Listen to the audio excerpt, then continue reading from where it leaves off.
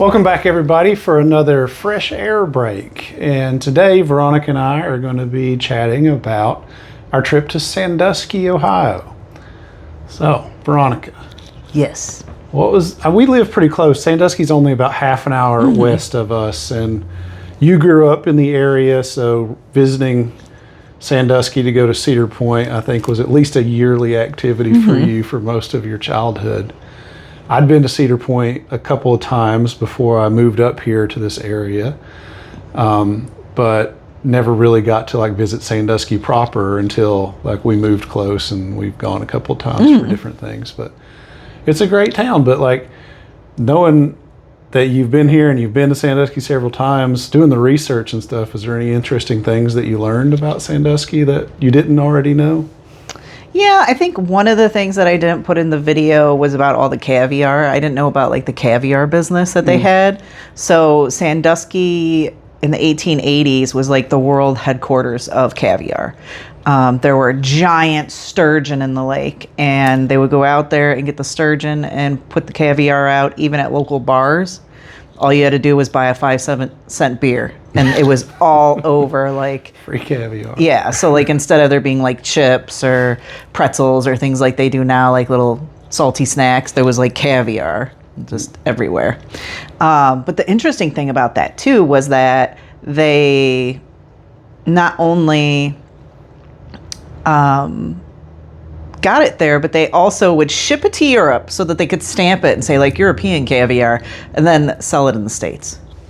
Because it was a brand thing, right? Nobody wanted Lake Erie caviar. Right, not American caviar. So they would ship it across, and then I guess in a barrel, and then over there they would package it, and then they would send it back. Everything cultured comes from Europe. Yes. Especially at this time, right? So yeah, I think that was one of the things, because I know of sturgeon, but I didn't realize that they were in Lake Erie and that it was so prevalent. I also learned a lot about sturgeon. They live 125 years, so they have really long life cycles. Wonder if they'll ever bring them back.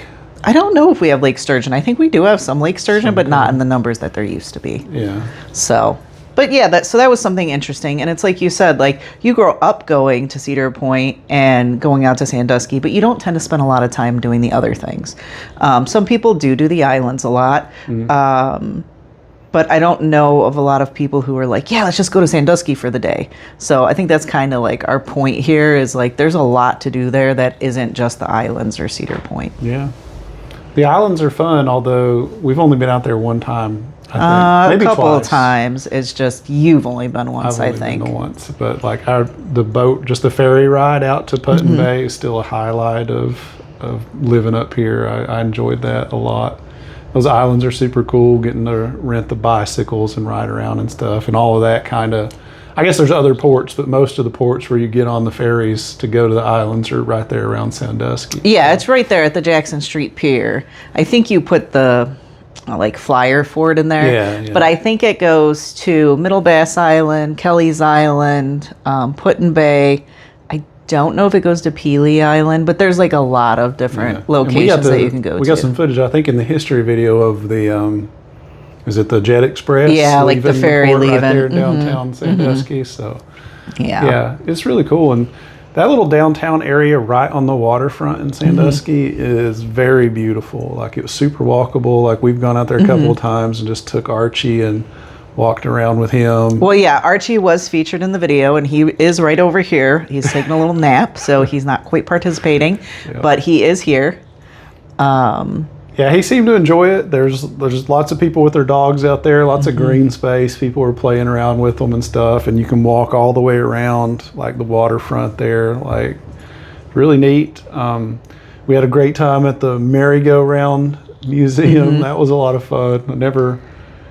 I guess there are merry-go-rounds indoors, but I don't know, growing up, the hillbilly that I am, that I ever got to ride a merry-go-round indoors until we rode that one. And it was kind of tight space in there, so it felt like you're Well, going it's an old like, post office. yeah, so but it felt like you're going like 70 miles around her. It was almost disorienting. So Right, if you're because of not the quite up proximity of the walls. for the big roller coasters at Cedar Point, but you still want a thrill, you can get on that merry-go-round at the museum. Yeah, and like I said, there's a bench on it too, so you don't have to ride the horses. You can, go around in the benches. And then just So- seeing all those like carving, like historical carvings from different merry-go-rounds, like all over the world and stuff, was really neat too. And interesting, like little history of the craftsmanship and the ideas and stuff behind all of those was neat. And then, I think you cover it in the history video on Sandusky as well, but there's that dedicated space for Cedar Point there, with all the historic memorabilia and stuff from that. What else stands out for you from the trip? Doesn't have to be history, but like, what did you enjoy? I mean, I really did like the merry-go-round museum, like you said. I liked seeing all the different horses, like the different styles of horses, the different ages, how finished they were. They had some that were just like blocks of wood and like more of like how we get to the end result type thing. So that was real cool. And it was a really nice vibe in there. Like I don't know how else to explain it. They were very resourceful in what they did have in there. Like they had the rocking chairs, and so it kind of felt like a nice little mixture of a place where you could hang out. It wasn't one of those museums where you just feel like you just walk through it and leave. Yeah. Like you could really dwell, right? I thought that was important. And then they also did that at the Maritime Museum as well. I felt like there was a lot of dwell space there. So like when you went in, they gave you the video to start and you sat down, and it really gave a good overview. It was one of the better videos I've seen. So that big props there for that one. Had some interactive displays at that one. The saw on the ice, you got to see how difficult that was, and hard enough doing that for a couple of minutes. I can't imagine doing that like 8 or 10 hours a day on a frozen lake. Right. Pretty wild. But it also shows like how important that was, the Sandusky Bay, the iced harvest, because there wasn't electricity. So having an ice house and having access to ice was like a big deal. Yeah. So they really provided to a large portion of the U.S. It wasn't in Sandusky, but it was in Flint, I think, where we got to see like an actual ice house that had been preserved or refurbished or whatever. Right. That's when we went up to that Huckleberry Railroad. Yeah. That was pretty neat. Yeah. Also, I kind of got a little confused too. So remembering back, because I remembered the ice sawing, but then they also had that at one of the museums in Flint, like except it was chopping the wood. Correct. Like, it was the trees down. Yeah, that was for the Crapo lumber stuff. That's where we have you like sawing the. Yeah. I'm always the one that gets to try these things Hey, out. I was in the Sandusky video doing You this did it one. too. It was me. Yeah. But like as I was doing it, I don't know if you remember, but you can see behind me like the ice house, and you'll see the wall and the blocks and like the sand. They are sawdust on top of the blocks and stuff. So the one in Flint that we saw was just more of like the historic building. They didn't have it. It wasn't quite as much of a display as you see in the video in the Sandusky video. So that was more like you said, like museum exhibit, whereas the one in Flint was more like, yeah, we brought an ice house here. Here you go. Yeah. I mean, I'm sure there was stuff in there, but it was like dark and you couldn't really see. But it did feel cold, and it was very chilly in there. Yeah, it's kind of wild how just thick wooden walls and sawdust in between can insulate so well. Like we're used to like all this modern materials and stuff, but sometimes the old ways are just as good. Yeah, I Even want to simpler. say it felt like 20 degrees cooler. Like you could just stand outside and like stick your arm in, and it would be like, ooh, Yeah, it was without chilly the in there. ice in it. Like, Right, no ice in it. Like it was not a working ice house up in Flint. It was just Yeah. Yeah, so that was really neat, and like kind of learning the history of how all that stuff happens, and like the lakes are so dangerous. I think I was reading something recently about how there's more shipwrecks on the Great Lakes in like the last 200 years than the rest of the world from recorded history. Yeah. Because there's so many storms and dangerous, treacherous waters and stuff, but they're still so integral in like the economies and stuff in North America. So like getting to kind of see all the different types of ships and stuff and the different ways that they used them, and got a siren coming on here. And then the other thing about Sandusky that I really liked was, I'm just like a sucker, I think I've said it before, for all the Richardsonian Romanesque architecture. So it's like that really heavy looking stone. And I think it's really unique because it's like a local resource. So they didn't like import things to build. They were like, hey, what can we do with this stuff? And then they really like embrace the Richardsonian Romanesque. The station was a great example of it. Even though it's a small structure, it's pretty uncommon from what I've seen. I am not familiar with seeing many structures that aren't giant masterpieces, like chateau-esque almost, like just huge. And the station is just pretty simple. You know, it does have those cool overhangs, so you're like protected by the rain, from the rain. But yeah, I haven't seen too many structures that are more simple or more like one level, even like that. It's like the courthouse in Bryan, I think, was that was more chateau-esque, but it did have Richardsonian Romanesque elements. I'm trying to learn this stuff by proxy and experience. Veronica, He's just trying to soak it up. I think the Sandusky Library is a good example of a larger structure that's Richardsonian Romanesque as well. Usually they'll use it a lot in churches. It just looks very solid. So normally, like, if people say, oh, the walls are 3 feet thick, like, you'll have problems trying to figure out how that works. But Richardsonian Romanesque buildings, you know how it works because that's big pieces of stone. Like, it's just stone. massive. Yeah. Like, it's very prominent. Like, it's just out there, solid. Yeah. So yeah, and then even like at Washington Park, they took all the limestone out of there and then they used it to build a nearby road. Like, I like that sort of like resourcefulness. Yeah. I think another thing I didn't talk about in the video was Water Street, in Sandusky. So like the Water Street, I think it changed names over time. I think it's now like Shoreline Drive or something. That's the road going. Yeah, it's like on the other side of the fountain, so it's like next to the lake. So back in the day, where the bike lane and stuff are. Yeah, so like back in the day, before they built all that out and like put that fill in, that was like the lots were water at the back. So it was like you'd buy the property and then like part of it is just like lake. So over time they changed the harbor a little bit, but yeah. So, but no, it's a great little space to go to. There's so many like different diverse things to do in the downtown section. We did check a bunch. I mean, we didn't stay the night because we literally live here. But there were tons of B&Bs in the area, and a lot of them were like really unique. I thought it was really cool. I found a couple like old churches that you could like rent out, like the whole place.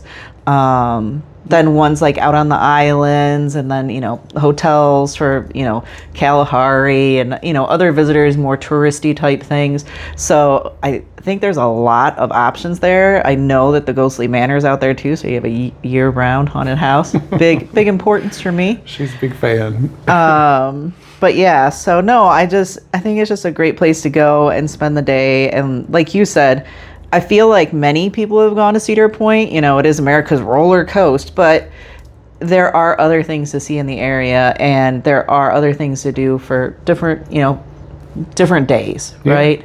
Not taking anything away from Cedar Point, by the way. It's amazing. Definitely visit it, but like if you're coming up to go to Cedar Point, you know, take half a day at least and check out downtown Sandusky and some of the stuff in the neighboring area, because it's super chill. There's tons of like just families out there on the bikes and scooters, and like I said, dogs walking around and stuff. Like we're not big drinkers, but like there's plenty of bars. Like you could do a little pub crawl up and down that street down by the water. Well, and that's the other thing is like the islands. Like you could just go to Sandusky and hang out and then be like, hey, you want to go out there? And you could just go out for the day. The ferry, like you don't have to spend all day there. So I think there's a lot of options. And then there are a bunch of wineries in the area. And like we said, you could go out to the islands. And then there's the Toff's Dairy in case you want like a family rated event. Take everybody for ice cream. That was the oldest dairy in Ohio, is that right? Correct. Yeah. But yeah, so I think there's just like a lot of options there, and it's a very, very nice downtown. The station is a little bit further from downtown than I would like. I really wish it was right there at the pier where they used to have the tracks. Gotta go where the train tracks are, right? Well, the railroad used to go down there. Oh. So there used to be like right where the fountain Easier, is. I guess, unloading for the shipping and stuff. That used to Right, come through. right. I think as patterns have changed in freight and, you know, cars and all of that, I think they've made some modifications. But it wasn't super far, so like you could probably catch an Uber for a small amount of money. It's not super far, maybe half a mile. Yeah, it's not super far. It's probably not walking distance from downtown. Right. You'd want to get a ride. But Yeah, it was a really nice station. Like so many of the stations around here are just like kind of stops, right? Maybe you have shelter from the rain and wind. truly like a whistle stop. Yeah. But this one literally like is a nice building and looks like they open it up. It's like automatic on the schedule for the train, so the doors will unlock so you can get access to the building about half an hour before the trains are scheduled to arrive. It was pretty nice, plenty of parking and stuff there. I'll cover a lot more details of the station and where it's located and how to move around the town and stuff in the station information video that I'll put up on Sandusky. But Veronica's history video has been up for a while if you're interested in learning a little bit more about that. But yeah, Sandusky is really cool. Anything else or final thoughts? No, I mean, like I said, I think that's about everything I can think of. For me, you know, it's always the architecture. I'm always looking at the architecture of the buildings. I talk about it in the video quite a bit. But it is, you know, a pretty well-preserved downtown. And then, you know, they have kept a lot of the old architecture, but then they've also added new buildings and things like that to sort of blend in, and it's not super jarring. So I really like that as well. Yeah. So I think it's a well-preserved downtown. There were a lot of murals as well. It was very pretty.